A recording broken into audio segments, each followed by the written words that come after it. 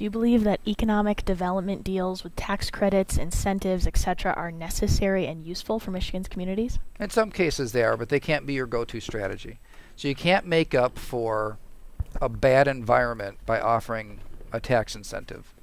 Right, in the previous decade, when we had a tax code that was uncompetitive and labor laws that were that scared people away, and a regulatory environment that was very unpredictable.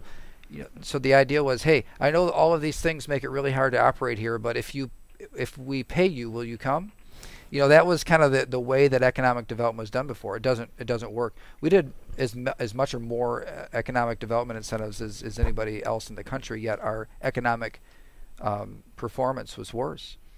So our approach has been, and what we need to continuously do, is to be competitive for everybody. So you have to have a good environment across the board to attract in new investment and growth among your current businesses. And for startups to be successful in your state. So that's the baseline. Now, once you've accomplished that, the idea of doing incentives for game changer deals that create more opportunity for everybody, then the bar needs to be very, very high, and the structure of those needs to be such that the state can't lose. In other words, you pay after the fact, after something happens, as opposed to anticipation of something happening. That if you follow those guidelines, then it is appropriate. I mean, there are some kind. For example, there'll be a building, the tallest building between Chicago and New York, will be in Detroit. I mean, that's pretty cool, and that's a game changer type of a move for a city, and quite a statement to make to the rest of the nation. It'll create all kinds of opportunity and demand. That's the sort of thing where there are some projects that create so much residual benefit that, yeah, maybe it does require or deserve to have an incentive. But incentives should be looked at like appropriations. It should meet that requirement. Sorry, go ahead, Steve. The economy's going well now, but it's likely in the next 4 years we'll have another recession hit. Do you have any specific budget priorities that you have to help Michigan weather that storm that we expect is coming?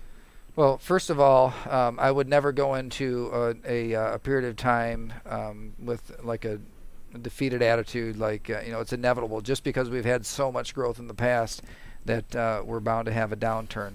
Our state has done a lot to prepare ourselves in terms of diversification and in our overall economy, lowering the debt load, better budgeting processes, and also saving in the rainy day fund. I mean, all those things have set us up well. It's just good, solid management. When it comes to priorities, we have to be smart and provide value for dollars. The infrastructure has to be a priority. So it's like our roads and bridges, like the circulatory system of our economy, that has to remain a priority. And talent is really the new currency of economic development. People. I mean, that's how you attract in business and investment and growth, when you have the people that can do the work. So that's why I think that the people investment part of it, investing in our kids and lifelong learning and helping people make transitions and find new pathways when the world changes,